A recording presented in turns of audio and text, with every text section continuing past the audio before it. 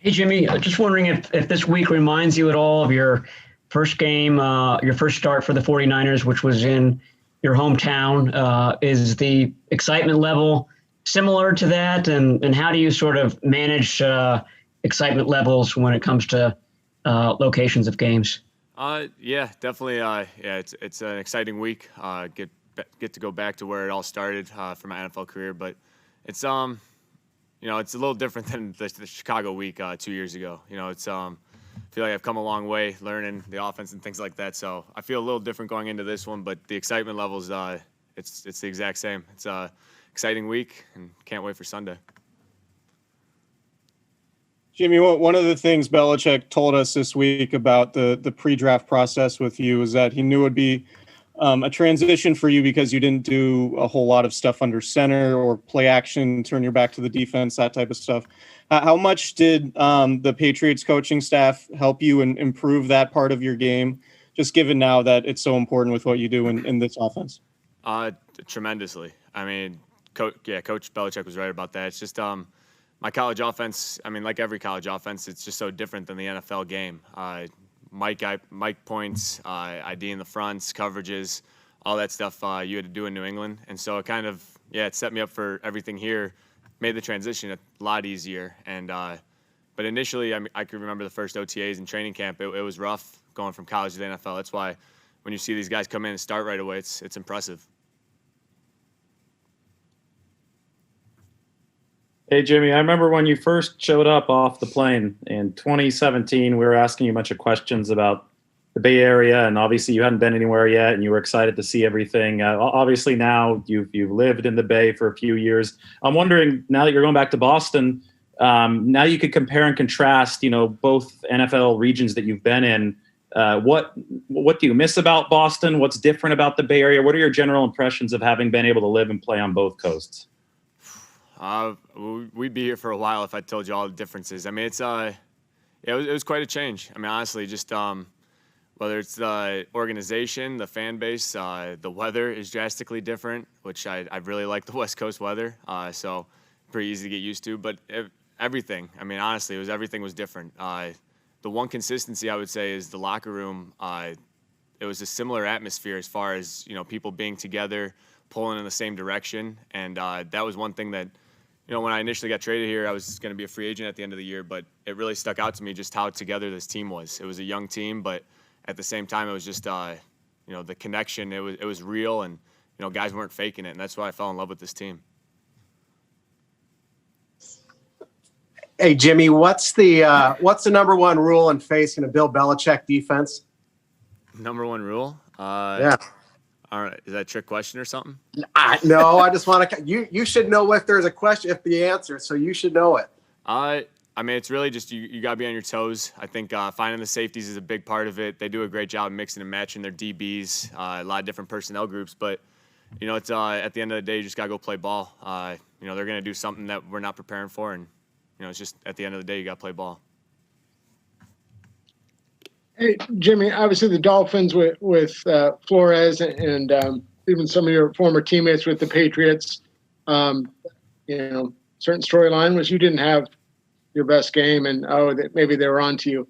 You see where this is headed with now you're facing Bill Belichick.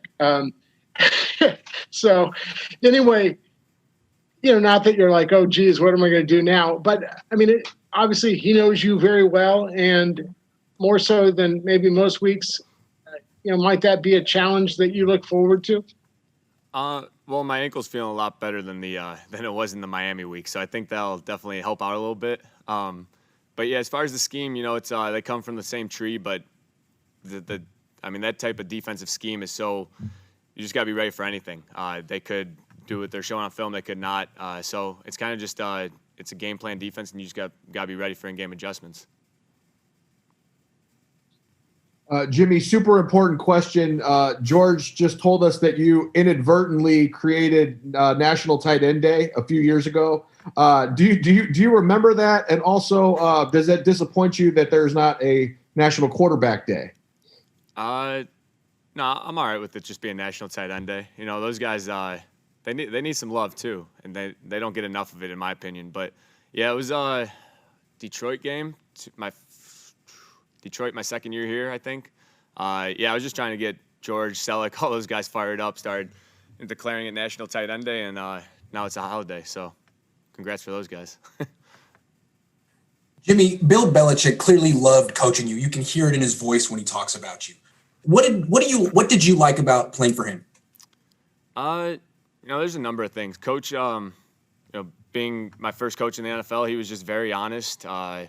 Really never beat around the bush. He was very black and white with everything they did, and that's kind of how I am. And I really appreciated that from him. Just whether it was my first day there or when I got traded, he always, shot me straight. And I think just when you're talking about just man to man, that's all you could really ask for at the end of the day. Jimmy, there was a huge performance change from the Miami game to last week, and of course your health was involved in that. But it seemed like there was a communication breakdown in that other week as opposed to last week. Was there a difference in communication? Was there something that was working better for y'all? Communication between who?